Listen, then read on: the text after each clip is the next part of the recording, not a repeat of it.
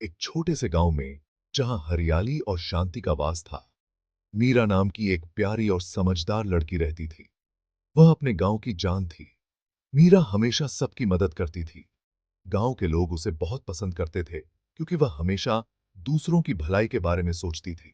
वह अपने mummy papa से बहुत प्यार करती थी और उनके साथ समय बिताना उसे बहुत अच्छा लगता था। उसका गांव बहुत हरा भरा था, जहां चारों ओर पेड़ पौधे और फूल खिले रहते थे। गांव के पश्चिमी कैंडी की एक नदी बहती थी, जिसमें हमेशा साफ और ठंडा पानी रहता था। बच्चे वहां खेलते और मछलियां पकड़ते थे। खेतों में अच्छी फसल होती थी, जिससे गांव के लोग खुशहाल और संपन्न थे। सब लोग खुश रहते थे और एक दूसरे की मदद करते थे। गांव में एकता और भाईचारे का माहौल था। मीरा को प्रकृति से बहुत प्यार था। उसे पेड़ पौधों और जानवरों के साथ समय बिताना बहुत अच्छा लगता था। वह अक्सर जंगल में जाती थी, जहां वह नई नई चीजें खोजती और सीखती थी। वह पेड़ों से बातें करती थी और उन्हें अपना दोस्त मानती थी। पेड़ भी जैसे उसकी बातें समझते थे। वह पक्षियों के गाने सुनती थी और उनकी मधुर आवाजों में खो जाती थी। पक्षियों की चहचहाहट उसे बहुत भाती थी। जंगल उसे बहुत सुकून देता था। वहां की शांति और सुंदरता में वह अपनी सारी चिंताएं भूल जाती थी। मीरा के मम्मी पापा किसान थे। वे खेतों में बहुत मेहनत करते थे और अपनी फसलों की देखभाल करते थे। खेतों में बहुत मेहनत करते थे और अपनी फसलों से बहुत प्यार करते थे। उनकी मेहनत से ही गांव में खुशहाली थी। वे अपनी फसलों से बहुत प्यार करते थे और उन्हें अपने बच्चों की तरह संभालते थे। मीरा भी उनकी मदद करती थी। वह खेतों में काम करने में बहुत रुचि रखती थी और अपने मम्मी पापा के साथ मिलकर काम करती थी। वह फसलों को पानी देती थी और उन्हें समय समय पर खाद भी डालती थी। उसे यह काम बहुत अच्छा लगता था। वह खेतों से घास फूस साफ करती थी और फसलों की देखभाल करती थी। उसकी मेहनत से फसलें और भी अच्छी होती थीं। मीरा को अपने मम्मी पापा पर होता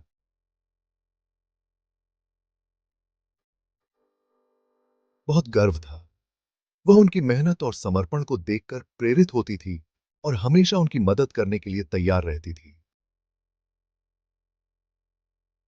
एक दिन मौसम अचानक बदल गया। गांव के लोग इस बदलाव को समझ नहीं पाए। सूरज बहुत तेज हो गया, बादल गायब हो गए, आसमान बिल्कुल साफ हो गया, जैसे किसी ने उसे धो दिया हो। बारिश बिल्कुल बंद हो गई, नदी सूख गई, पानी की एक बूंद भी नहीं गिरी। खेतों में दरारें पड़ गईं, फसलें सूखने लगीं। किसान अपनी मेहनत को बर्बाद होते देख रहे थे। गांव में डर फैल गया। लोग सोचने लगे कि अब क्या होगा। सब लोग परेशान हो गए। हर किसी के चेहरे पर चिंता की लकीरें साफ दिख रही थी। उनके पास खाने के लिए अनाज नहीं था। भंडार खाली हो गए थे। जानवर प्यासे मर रहे थे। बच्चे रो रहे थे। हर तरफ हाहाकार मचा हुआ था। मीरा के मम्मी पापा बहुत दुखी थे। वे नहीं जानते थे कि इस समस्या का समाधान कैसे निकाला जाए। अब ऐसा कि चिट्ठी सहपाठ है। अब भी पूछा। मीरा भी बहुत चिंतित थी। वह अपने माता पिता और गांव वालों की हालत देखकर बहुत दुखी थी। वह अपने परिवार और गांव वालों को दुखी देखकर बहुत दुखी थी। उसे समझ नहीं आ रहा था कि वह क्या कर सकती है। वह उनकी मदद करना चाहती थी। उसने ठान लिया कि वह कुछ न कुछ जरूर करेगी, लेकिन वह क्या कर सकती थी? यह सवाल उसके मन में बार बार आता था। एक दिन मीरा ने अपने मम्मी पापा से कहा कि मैं मदद ढूंढने जा रही हूं। उसने अपने माता पिता को समझाया कि वह गांव के लिए कुछ करना चाहती है। जब तक मुझे कोई रास्ता नहीं मिल जाता, मैं वापस नहीं आऊंगी। उसने अपने कदमों को मजबूती से आगे बढ़ाया, यह सोचकर कि वह अपने गांव के लिए कुछ अच्छा करेगी। मीरा जंगल की तरफ चल दी। उसके कदमों में एक अजीब सी दृढ़ता थी, मानो वह किसी महत्वपूर्ण मिशन पर निकली हो। वह एक ऐसे पेड़ को ढूंढ रही थी जिसके बारे में उसकी दादी ने उसे बताया था। यह कोई साधारण पेड़ नहीं था, बल्कि एक जादुई पेड़ था। दादी ने कहा था कि यह एक जादुई पेड़ है जो सबकी मनोकामनाएं पूरी करता है। मीरा ने दादी की कहानियों को हमेशा ध्यान से सुना था और इस पेड़ के बारे में जानने की उसकी उत्सुकता बढ़ती जा रही थी। मीरा को उम्मीद थी कि यह पेड़ उसकी मदद करेगा। उसकी आंखों में एक चमक थी, एक विश्वास कि वह अपने लक्ष्य को प्राप्त कर लेगी। जंगल बहुत घना और अंधेरा था। हर तरफ ऊंचे ऊंचे पेड़ और घनी झाड़ियां थीं, जिनके बीच से रास्ता बनाना मुश्किल था। हवा में पत्तों की आवाज आ रही थी। यह की वो भी शय आवाजें मानो जंगल की एक रहस्यमयी भाषा बोल रही थी। जंगली जानवरों की आवाजें आ रही थी, लेकिन मीरा नहीं डरी। उसने अपने दिल को मजबूत किया और आगे बढ़ती रही। वह अपने काम पर ध्यान दे रही थी। उसकी आंखें हर दिशा में उस जादुई पेड़ को ढूंढ रही थी। वह घंटों चलती रही। सूरज डूबने लगा। जंगल में अंधेरा और गहराने लगा, लेकिन मीरा ने हार नहीं मानी। आसमान लाल हो गया। मीरा थक गई थी। उसके पैर दर्द करने लगे, लेकिन उसकी हिम्मत नहीं टूटी। लेकिन उसने हार नहीं मानी।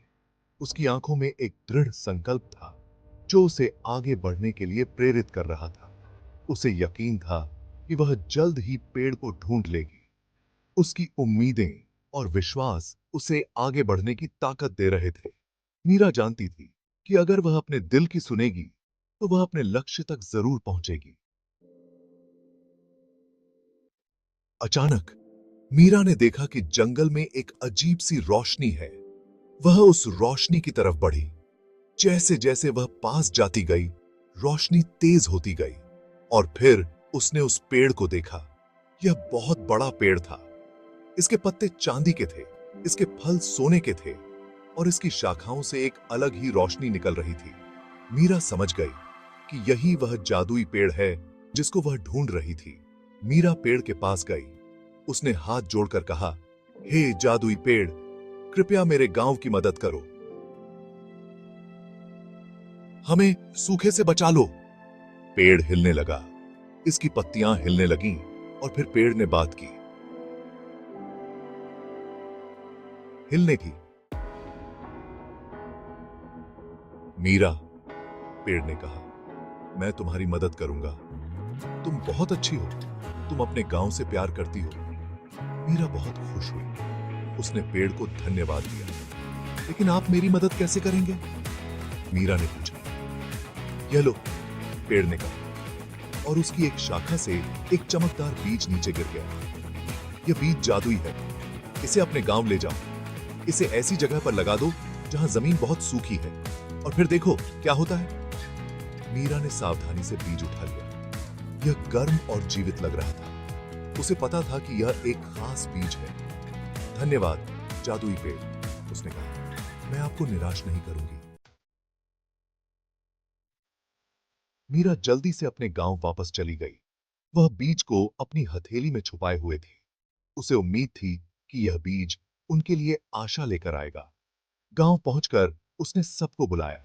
मीरा ने उन्हें जादुई पेड़ के बारे में बताया। उसने उन्हें बीज के बारे में बताया। गांव वालों को यकीन नहीं हुआ। उन्होंने पहले कभी ऐसा नहीं देखा था, लेकिन उन्हें मीरा पर भरोसा था। उन्होंने फैसला किया कि वे मीरा की बात मानेंगे। वे उस जगह पर गए जहां जमीन सबसे ज्यादा सूखी थी। मीरा ने ध्यान से बीज जमीन में रखा। फिर उन्होंने मिट्टी से बीज को ढक दिया। सब लोग इंतजार करने लगे। कुछ देर बाद जमीन हिली। एक छोटा सा पौधा जमीन से बाहर निकला। पौधा बहुत जल्दी बड़ा होने लगा। यह पल पल बड़ा होता गया। देखते ही देखते वह पौधा एक विशाल पेड़ में बदल गया। इसके पत्ते चांदी के थे, इसके फल सोने के थे। यह बिल्कुल वैसा ही पेड़ था जैसा मीरा ने जंगल में देखा था। गांव वाले हैरान थे। उन्होंने पहले कभी ऐसा चमत्कार नहीं देखा था। उन्हें समझ आ गया था कि यह कोई मामूली पेड़ नहीं है, यह एक जादुई पेड़ था। जादुई पेड़ पर सुनहरे फल लगे थे। ये फल साधारण फल नहीं थे, ये फल जादुई थे। जो कोई भी इन फलों को खाता था, वह स्वस्थ और मजबूत हो जाता था। गांव वालों ने उन फलों को खाया। वे बीमारियों से ठीक हो गए। उनके जख्म भर गए। उनमें नई ताकत आ गई। उन्होंने उन फलों को अपने जानवरों को भी खिलाया। जानवर भी स्वस्थ और मजबूत हो गए। जादुई पेड़ ने गांव में खुशियां ला दी। नदी में फिर से पानी आ गया। खेतों में फसलें अच्छी होने लगीं। गांव बस से गांव वाले फिर से खुश हो गए। मीरा जादुई पेड़ के पास गई। धन्यवाद, उसने कहा, आपने हमारे गांव को बचा लिया। पेड़ ने कहा, मीरा, यह तुम्हारी अच्छाई और हिम्मत का नतीजा है। तुमने प्रकृति पर भरोसा रखा और प्रकृति ने तुम्हें इनाम दिया है। मीरा ने उस दिन एक बड़ी सीख ली। उसने सीखा कि प्रकृति बहुत ताकतवर है, लेकिन हमें भी प्रकृति का आदर करना चाहिए। हमें लालची नहीं होना चाहिए। हमें जरूरत से ज्यादा नहीं लेना चाहिए। अगर हम प्रकृति का ध्यान रखेंगे, तो प्रकृति भी हमारा ध्यान रखेगी।